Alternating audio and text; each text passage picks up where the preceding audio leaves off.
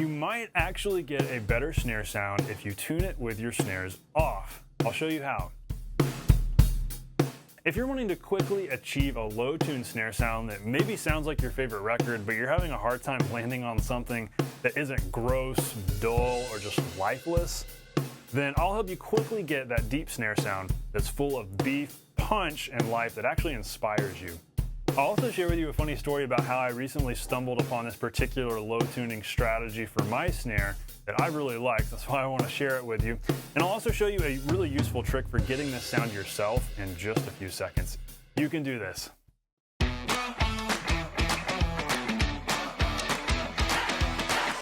Hey, welcome to the Non-Glamorous Drummer. I'm so glad you're hanging out with me today. I help beginner and intermediate drummers become the musicians that others want to play with and actually want to listen to. And we do this by teaching you the core drumming skills that save you hours in the practice room and then get you results faster. And hey, if you are a beginner drummer especially, or even if you're more intermediate or pushing toward advanced, but maybe there's some holes in your coordination skill. Maybe you can't quite play everything you hear in your head. You struggle to play that kick drum pattern right that you're trying to play, and you're trying to think about one thing and then another limb's falling apart.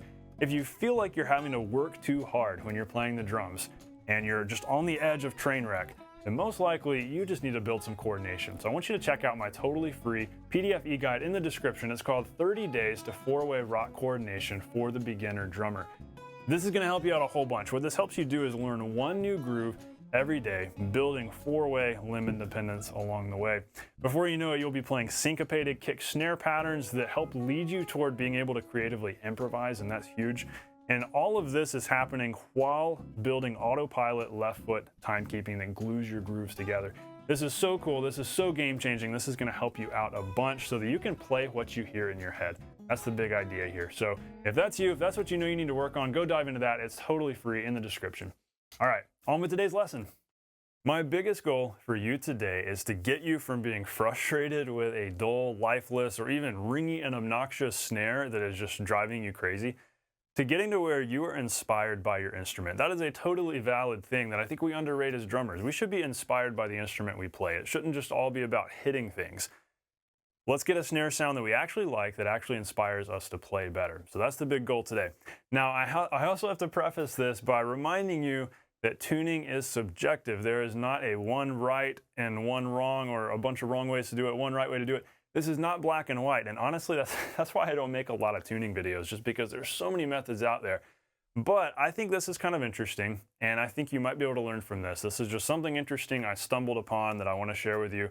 So I hope this tuning method does help you out and helps you land on a snare sound you really like, but know that tuning is not rocket science. It's not that complicated. This is very simple, and there are a lot of ways to approach this. So without further ado, so recently I walked into a rehearsal at my church, and my snare there did something crazy. So that particular snare, it's a 14-inch by 6.5. This snare right here is a 14 by 5.5, so this one's a little bit bigger there, just for reference. But it's also a Gretsch maple snare, just like this one is. And so I walk in there. I've been kind of frustrated with that snare because it was dull. It was kind of lifeless. I was able to get that smack out of it that I wanted, but it just wasn't very interesting. It wasn't very inspiring, and it was just kind of dead and flappy.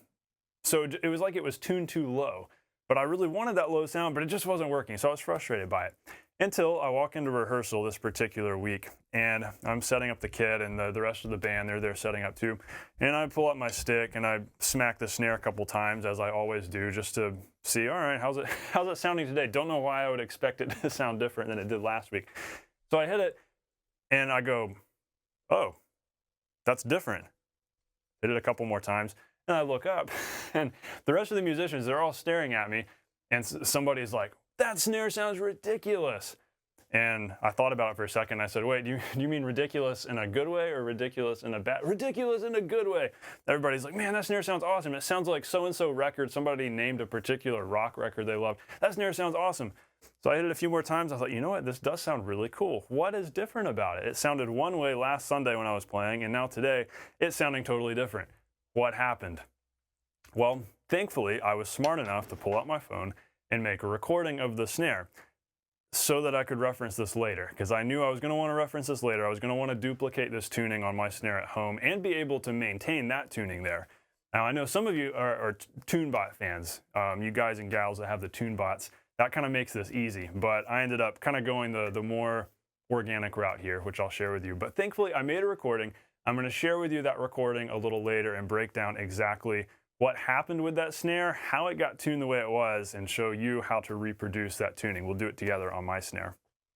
But first, to put this all in context, I want you to listen to the dull, flappy sound.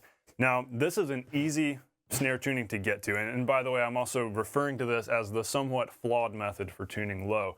This is the way that I've generally done low tunings, and there are reasons why. You can get a great low snare tuning just by finger tightening. So we're not touching the bottom head. We're leaving the bottom head nice and tight because we want to have that snare sizzle. But we've got the top head loose and we've just finger tightened the lugs. Now that is a very simple go-to way to get a really low snare. Now from there you could tune a little bit higher and then maybe detune a lug or two. When you detune a lug, it kind of cuts off the circulation of the drum and keeps it dead and low sounding. So that's another way to get that. But the problem with this tuning is that you have to rely heavily on the microphones, on the sound guy, on whatever EQ and processing is being done on what this microphone receives. Basically, there has to be a close mic, and careful care has to be taken with what's going on with the processing with that close mic. Now, as long as you've got your snare muffled, you can put a jingly thing like this on here, wallet, necklace, whatever you want to do. The point is you want to shorten that ring when it's tuned low. But even in doing all that, let's say you've got that crazy low tuning happening at a restaurant or a club or a small venue where maybe it's not all mic'd up. Well, most likely that snare sound is not going to sound very good. It's going to sound like you're just, smacking a blanket with snares on it. It's just going to be super dead and potentially unmusical, because most of the time, if you're in a smaller space and people are hearing your drum with the naked ear, you actually need to tune a little bit higher than you think. And most of us aren't always playing in scenarios where we're in big rooms, we're mic'd up, or where we're recording and we have complete control over what the mic picks up. So a lot of times we actually don't want that dull, lifeless snare sound because it just doesn't work acoustically and organically. It ends up relying too much on the microphone and on the sound engineer.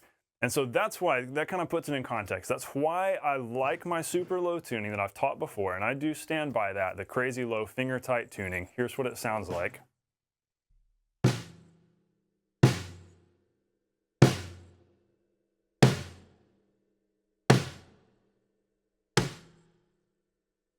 It's really fun. A tuning like that is really fun to just smack and just lay into it. But it's not necessarily the most interesting sound, and sometimes it just doesn't work.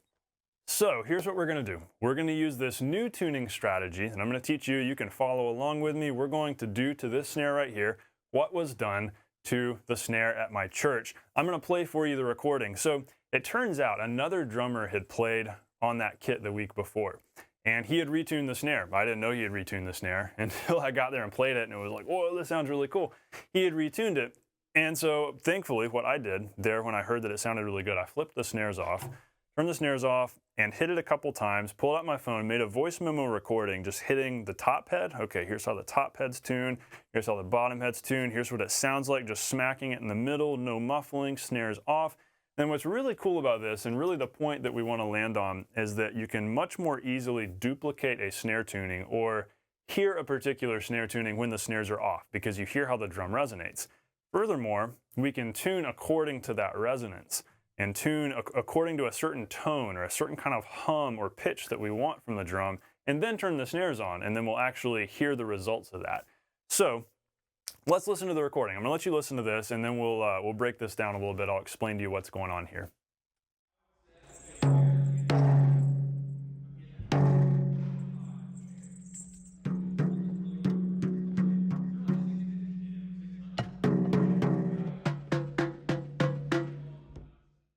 All right, so you TuneBot folks are going to love this, because what you might notice, if you listen to that again, you can rewind the video, go listen to that again if you want to, you'll notice how you can actually hear two distinct pitches.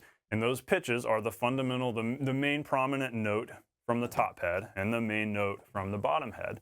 The note from the top head happens to be a D, or at least pretty close to it, which sounds like this. Here's a D, and then the note coming from the bottom head is an F. Of course, it's much higher. we're not going to try to figure out exactly what the frequencies are, what the octave is. What matters is that we have roughly a D coming from the top head, it's low, and then a higher up F coming from the bottom head. So those of you who are doing the TuneBot game and you enjoy doing that and getting the precise tuning, this is going to be super easy for you. Now, if you like to tune the way I do, which is by ear, because I think every drummer needs to be able to tune by ear and not rely on a piece of machinery to help you tune consistently. You need to be able to figure this out by ear and hear something and go, okay, I'm gonna see if I can duplicate that. You need to make sure you can hear the pitch. You can match up the pitch with your ear and not just rely on a TuneBot to tell you that. That's a topic for another video. No problem with having TuneBots. I know they're especially useful for drum techs who are tuning up kits quickly and you wanna keep them consistent night after night. So no shame with the TuneBots. They do make this easier, but also be able to tune by ear. So I do want you to practice that. I want you to maybe the TuneBot can play a pitch. I've never used one before. Maybe you can have it play you a pitch. So like a D, and then see if you can tune your snare to that. See if you can hear that D, that same note. So here's what we'll do. Here's what this snare is sounding like right now. This is the dead flappy tuning. Remember, we're finger tight, and so you can start there if you want to with your snare, and you'll be roughly in the same ballpark here with me.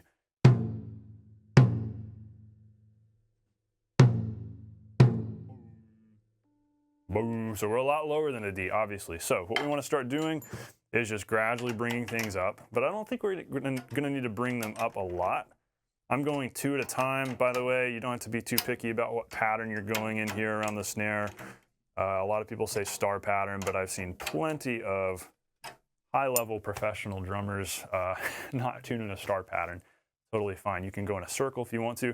I like doing 2 keys and just going across from each other because it's a lot quicker, especially if you have a 10-lug snare. Let's hear how it sounds now.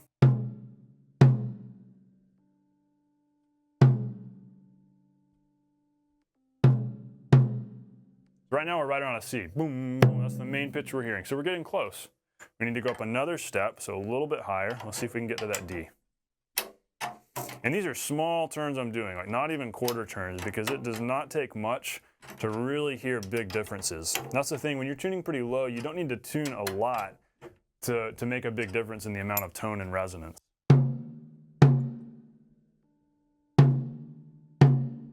Still a little bit low, but notice how as we're approaching that D, we're starting to get more of a boom. Like there's more of a tone, even with this piece of tape on here. I'm leaving the tape on here to help us hear more of that fundamental tone. Boom. So let's see what happens if we go a little bit higher.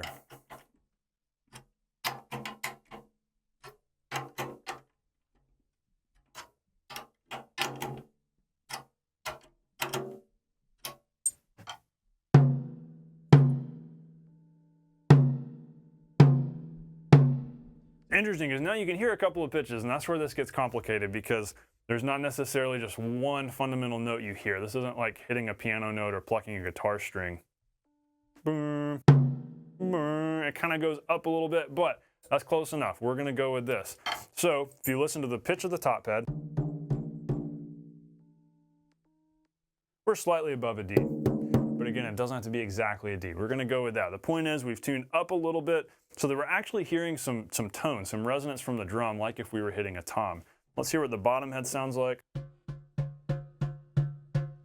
So you can actually hear a couple of notes from the bottom head too, by the way. The higher pitch that we're hearing from the bottom head, boom, boom, boom, boom, pretty close to an F, slightly above it. But then there's a lower note you hear also, and some of that has to do with this head, even with my hand resting on here. And so that's the thing, there are overtones, there are multiple notes that come from heads, and so this is not a precise science here. This is more about, let's get kind of in the ballpark, and we're using these pitches as a guide here. So we know the bottom head, I haven't changed the bottom head from when I calculated this, and so we know the bottom head's where it needs to be. But see if you can adjust yours that way. Adjust it pretty tight. I've got my bottom head tight, and listen for that boom, boom, boom, boom. And we've got top head, somewhere between a D and a D sharp. We'll go down just slightly. I'm gonna bring it back down. You know what, actually, here's something else you can do. If you're slightly high, just put your hand in the middle of the drum, press down, that'll help stretch the head a little bit, help seat it. If it's a new head, that's something you need to do anyways as you're tuning because you're gonna hear the head stretch and creak and make all these noises. And so that's something you wanna do as a habit as you're tuning a snare.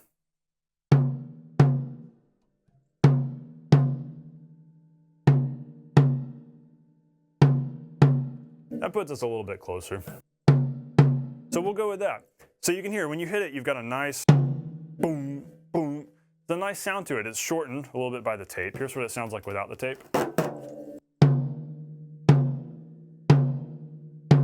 There's a little bit more of that higher note when the tape is off, but when the tape's on, you hear more of that focused lower note. So that works pretty well. We've got that punch. That's where the punch is coming from. It's that initial tone that's there initially.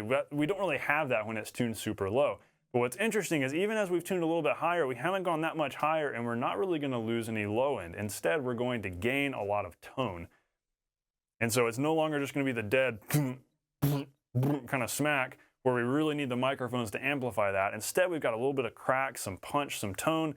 So it's still going to sound awesome through the mics. You can still get a really beefy low-end kind of snare sound through the microphones, but also in the room. So if you're playing this in maybe an unmiked situation in a smaller room, or you're just listening with your ears, you're probably going to find that this sounds a lot better. So now, flip the snares on, throwing my muffling back on here, because again, with lower tunings, you generally don't want a lot of that ringiness. And so having a hard, solid object like this, whether it's a necklace, car keys, whatever, this is just a jingly bracelet, have that resting on your head, and that'll help get you closer to the sound that you want more quickly. It's just a fun cheat, a fun hack. And then adjust the snares where they're not so loose that they're all rattly, but you also don't want them super tight, because if the snares are really tight, they might actually choke out some of that low end. And it won't sound quite right. If you've got really tight snares on a lower tuned drum, it's going to feel weird. A lower tuned drum really wants that note length from the snares. So what I like to do is go super loose and then adjust from there. That's a little too loose.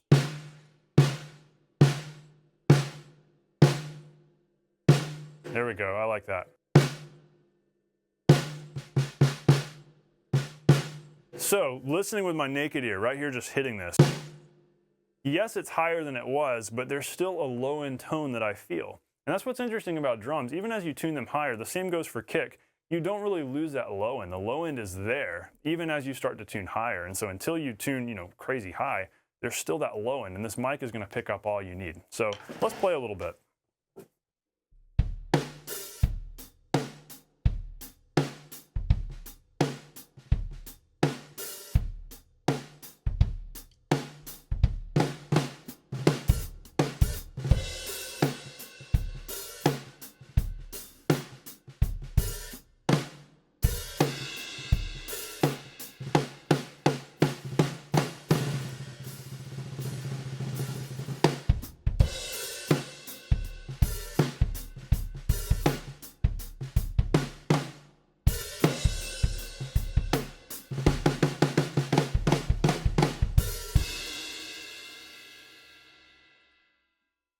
I love that, and I hope you do too. I encourage you to listen to this through headphones or through good speakers. Hopefully it sounds cool on your phone speakers as well. But hey, hitting this, it feels like I'm hitting a super low tuned snare, but yet it's not really that low. It's just low enough. And so that's what's so interesting about this. You don't have to tune crazy low to get that beef and just that feeling where you feel like you can really smack it and lay into it, and it just feels big and it feels massive to the naked ear and through the in-ears listening through the mics. It is really fun hitting this listening through the mics. And so if you have that luxury of miking up your kit, you can really have fun with this and really play around with it. But know that this is a tuning where we're optimizing for an unmiked situation, still having a low tuned snare that has tone and resonance, that is inspiring and musical. This is super inspiring and musical to me. I play a lot of worship music, and a lot of that modern worship stuff in church is that low tuned snare sound, and this tuning has just worked great for that. So I hope this has been helpful to you. I hope that you're able to land on this tuning as well. Every snare is slightly different, but hey, I was able to duplicate this tuning on a 14 by 5.5 that was originally on a 14 by 6.5. You can, by the way, tune a thinner drum just as low as you can a thicker drum. Yeah, there's slight subtle differences, but you can get a low smack, low tuned cool sound out of a 5.5-inch thick drum just as well as you can a 6.5. So don't let that stop you either. Only time that you might have trouble is if you have a piccolo or something. If you've got a tiny 13-inch piccolo, you might not be able to get this. But most likely the snare you've got is absolutely capable of doing this. You can do it, follow the steps, play around, use your ears, And know that it's not rocket science. You can get a really cool sound out of your snare that inspires you, even if you're wanting that low-tuned, beefy sound that sounds cool to the naked ear. So, hey, as we wrap up, tell me which of these you liked. Which of these did you like more, the super dead flappy or the more tone-filled? Obviously, I like the more tone-filled, but we're all different, and different tunings work for different situations. So tell me which you liked. And another question for you, will you tune your snare with the snares off? Yeah, you want to tune in context of, what you're playing. You want to hear what it sounds like with the snares on and whatnot. But by flipping the snares off, you can more easily hear the pitches that the heads are and actually know what tone you're at. And so you're more easily able to duplicate another snare sound you hear and really hear what's happening as far as the resonance and the tone and the pitch of the drum. So I encourage you to try that. Let me know. Are you going to try that? Tell me about your snare. Tell me what kind of snare you've got, what kind of sound you're going for. Let's get a conversation going in the comments below. But hey, I hope this has been really valuable to you and really helpful. This was just something really fun and cool that I stumbled upon that I wanted to share with you. And so I hope this is game-changing for you and helps you be more inspired and feel more creative in your drumming. As always, thanks so much for watching. I will see you on the next video. Know that you can do this. Stay non-glamorous.